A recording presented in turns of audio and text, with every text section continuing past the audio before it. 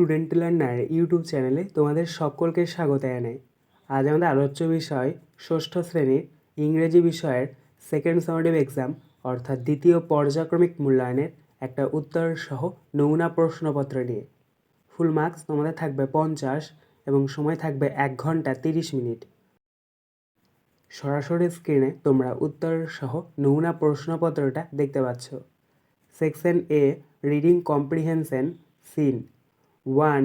Read the passage carefully and answer the question given below. অর্থাৎ এখানে তোমাদেরকে একটা প্যাসেজ দিয়ে দেওয়া হয়েছে, এই প্যাসেজটাকে ভালো করে পড়ে নিতে হবে এবং নিচে যে প্রশ্নগুলো থাকবে সেই প্রশ্নগুলোর উত্তর এই প্যাসেজ থেকে খুঁজে নিয়ে লিখতে হবে। দেখো প্যাসেজে দেওয়া রয়েছে, just then the old lady came trotting up. She was dressed in short silk of the richest quality. King Watkins the first, I believe.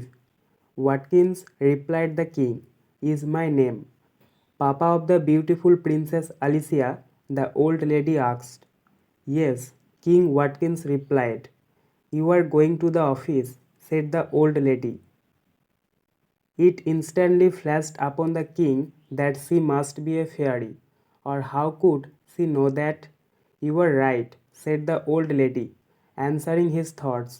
I am the good fairy Grandmarina. Listen, when you return home to dinner, invite the Princess Alicia to have some of the salmon you bought just now. When the beautiful princess finishes eating, you will find she will leave a fish bone on her plate. Tell her to dry it and to rub it and to polish it till it shines like mother of pearl. Ask her to take care of it as a present from me. তো এটার বঙ্গানুবাদটা দেখে নাও। ঠিক তখনই বৃদ্ধা ছুটে এলো, তিনি সবচেয়ে ধনী মানের শর্ট সিল্কের পোশাক পরেছিলেন। কিং ওয়াটকিন্স প্রথম, আমি বিশ্বাস করি। ওয়াটকিন্স রাজা উত্তর দিলেন, আমার নাম। রাজকুমারী অ্যালিসিয়ার বাবা, অর্থাৎ সুন্দর রাজকুমারী অ্যালিসিয়ার বাবা। বৃদ্ধা জিজ্ঞেস করলেন, হ্যাঁ। রাজা ওয়াটকিন্স উত্তর দিলেন, আপনি অফিস যাচ্ছেন? বৃদ্ধা বললেন। রাজার মনে তখনই ঝলমল করে উঠল যে তিনি নিশ্চয়ই পরী, না হলে সে জানবে কিভাবে। আপনি ঠিকই বলেছেন। বৃদ্ধা তার চিন্তার উত্তর দিয়ে বলল, আমি একটি ভালো পরী গ্র্যান্ডমারিনা। শুনুন, আপনি যখন বাড়ি ফিরবেন তখন রাত্রির খাবারে রাজকুমারী অ্যালিসিয়াকে আমন্ত্রণ জানান আপনার কেনা কিছু সামন খেতে। যখন সুন্দরী রাজকুমারী খাওয়া শেষ করবেন, দেখবেন সে তার থালায় মাছের হাড় রেখে যাবে।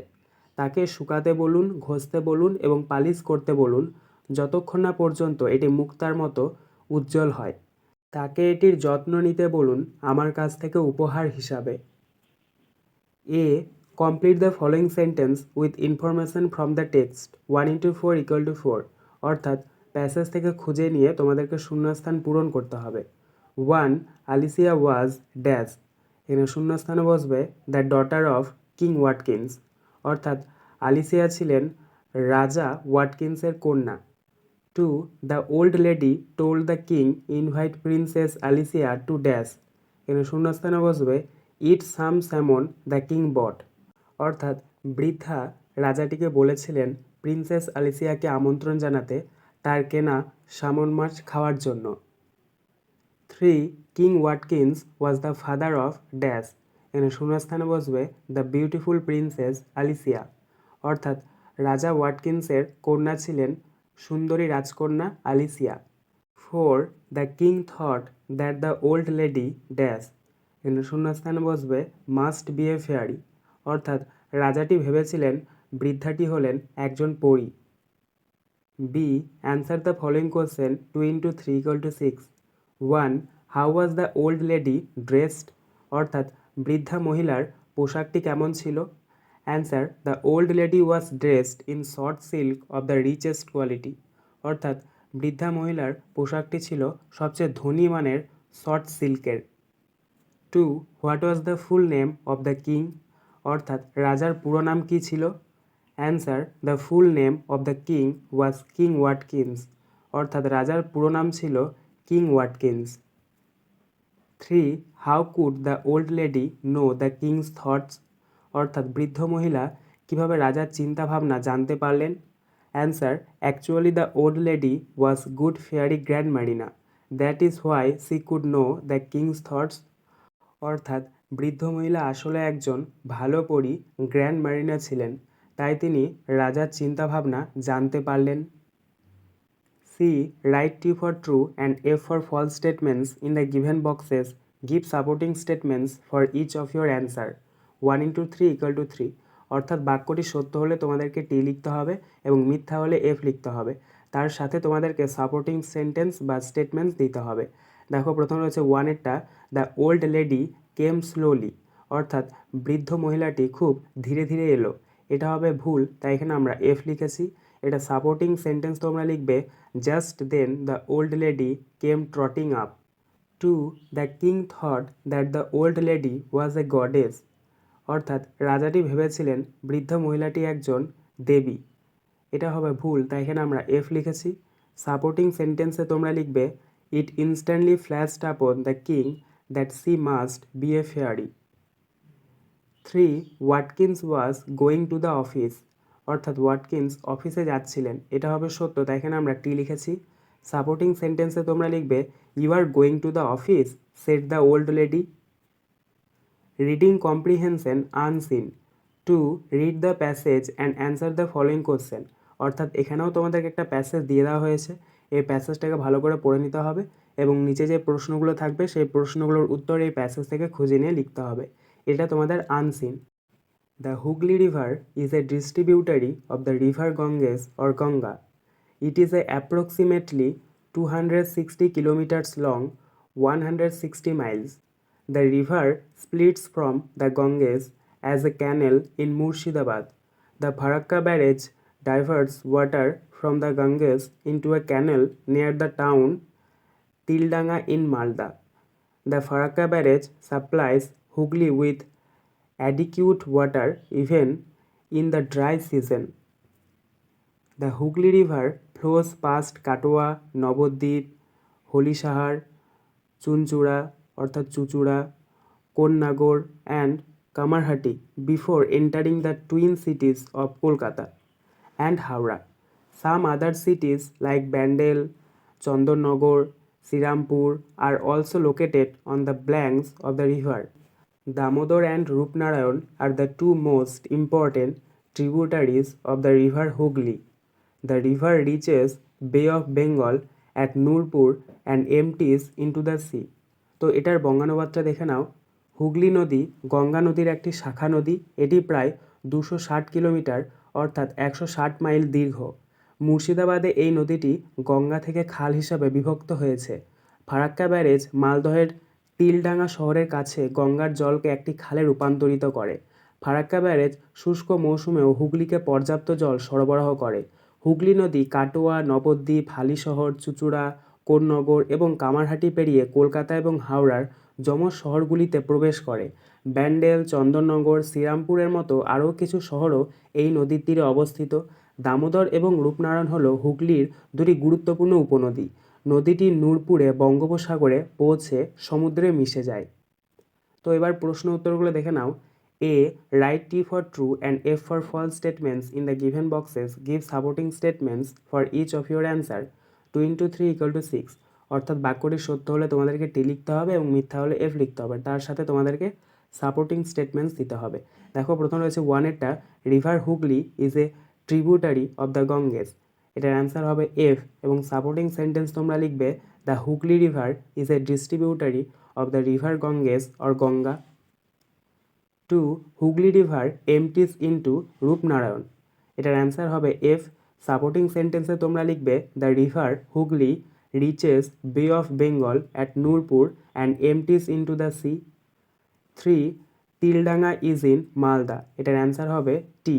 সাপোর্টিং সেন্টেন্সে তোমরা লিখবে, a canal near the town Tildanga in Malda.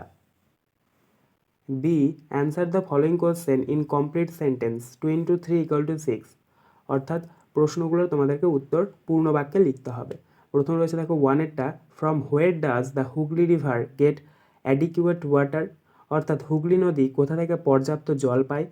Answer, from Farakka barrage the Hooghly river gets adequate water, অর্থাৎ ফারাক্কা ব্যারেজ থেকে হুগলি নদী পর্যাপ্ত পরিমাণে জল পায়। 2. Name the 4 cities situated on the banks of river Hooghly, অর্থাৎ হুগলি নদীর তীরে অবস্থিত 4টি শহরের নাম লেখো।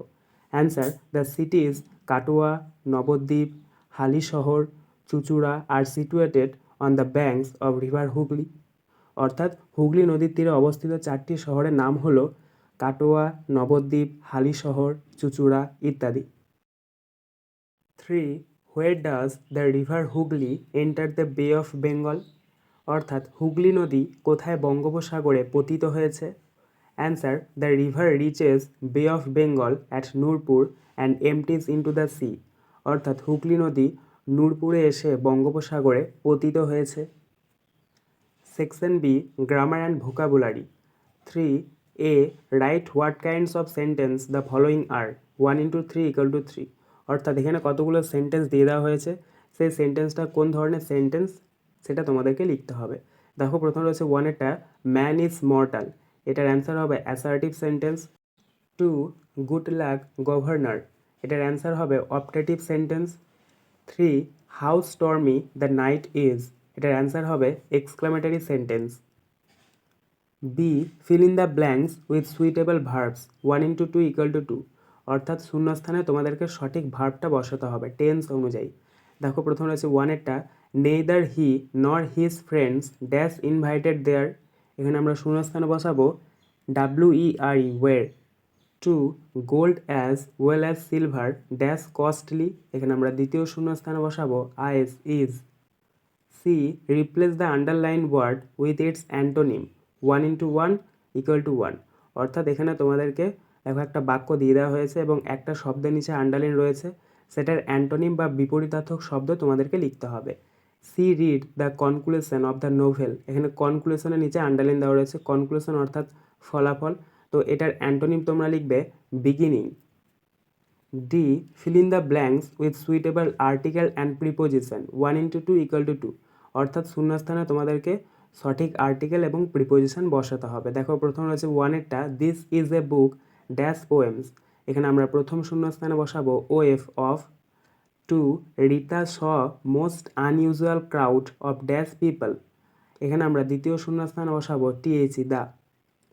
ই, change the gender of the following words 1 into 2 = 2, অর্থাৎ এখানে তোমাদেরকে শব্দগুলোর জেন্ডার চেঞ্জ করতে হবে, লিঙ্গ পরিবর্তন করতে হবে। দেখো প্রথম হচ্ছে 1-এরটা বয় অর্থাৎ ছেলে, এটা জেন্ডার চেঞ্জ করলে হবে গার্ল অর্থাৎ বালিকা বা মেয়ে। তারপরে 2-এটা দেখো সন অর্থাৎ পুত্র, এটার জেন্ডার চেঞ্জ করলে পাওয়া যাবে ডটার অর্থাৎ কন্যা। Section C, writing skill. 4. Suppose you have met a visitor from another planet. Write a paragraph in about 70 words on your experience. Use the following hints. প্রশ্নের মান 7, অর্থাৎ ধরো তোমার অন্য গ্রহের সাথে কারো একজন সাক্ষাৎ হয়ে গেছে, সেই বিষয়ে তোমাদেরকে 70টা শব্দের মধ্যে প্যারাগ্রাফ লিখতে হবে। অর্থাৎ আমরা তো পৃথিবীতে থাকি, তো পৃথিবী ছাড়া আরও অন্যান্য যে সমস্ত গ্রহ রয়েছে, সেই গ্রহগুলির মধ্যে যে কোনো একটা গ্রহের কারোর ভিজিটরের সাথে তোমার দেখা হয়ে গেল, এটা তোমাদেরকে কল্পনা করতে হবে এবং নিচে দেখো পয়েন্ট দেওয়া আছে, সেই পয়েন্টের ভিত্তিতে অ্যান্সারটা করতে হবে। পয়েন্টটা কি দেওয়া রয়েছে, place and time of meeting the visitor, what he look like, what he said, how he was different from you, your feelings. তো এটার অ্যান্সারটা তোমরা করবে, প্রথমে তোমরা ওপরে হেডিং করবে এ স্ট্রেঞ্জ মিটিং, নিচে তোমরা লিখবে one day I was returning home from school, it was afternoon, suddenly I noticed a strange creature, unlike a human being. I became scared a lot. He tried to make me understand that he had come from an other planet. Suddenly he disappeared. I was very excited to meet such a strange creature. 5. Write a story based on the following hints. Add a suitable title to the story and also add a moral. প্রশ্নের মান 8, অর্থাৎ এখানে তোমাদেরকে পয়েন্টের ভিত্তিতে একটা গল্প লিখতে হবে এবং সবশেষে একটা মোরালও দিতে হবে। দেখো হিন্ট দিয়ে দেওয়া হয়েছে, lion was sleeping, a mouse ran into lion's nose, lion became angry, about to kill it, mouse prayed for life, lion let it free, lion was netted, roared, mouse cut off the net, lion free. তো এটার উত্তরটা তোমরা করে নেবে। প্রথমে তোমরা ওপরে heading করবে a lion and a mouse, এবার তোমরা নিচে লিখতে শুরু করবে। Once a lion was sleeping under a tree in the forest. A mouse came there. It ran into lion's nose. The lion woke up. He was very angry. He caught the mouse. He wanted to kill it. The mouse said, "You are the king of forest. I am very small and weak. Please leave me. I shall help you." The lion laughed and set him free. One day the lion was caught in a net. It tried to break the net but could not. He roared again and again. The mouse came here. It cut the net with its sharp teeth. The lion was free. He was very happy. অর্থাৎ এখানে তোমরা এইভাবে গল্পটা খুব সুন্দর করে লিখে নেবে। নিচে তোমরা মোরাল দেবে, do good and get good. আজকের আলোচনা পর্বটি এখানেই শেষ হলো। আশা করি ভিডিওটি তোমাদের ভালো লেগেছে। যদি ভালো লাগে একটা করে লাইক করে দিও। সবশেষে তোমাদের কাছে একটাই অনুরোধ, যারা এখনও পর্যন্ত আমাদের চ্যানেলটিকে সাবস্ক্রাইব করে উঠতে পারোনি তারা চ্যানেলটিকে সাবস্ক্রাইব করে পাশে থাকা নোটিফিকেশন বেলকে অল প্রেস করে নিও এই ধরনের নতুন নতুন ভিডিও পাওয়ার জন্য। ধন্যবাদ।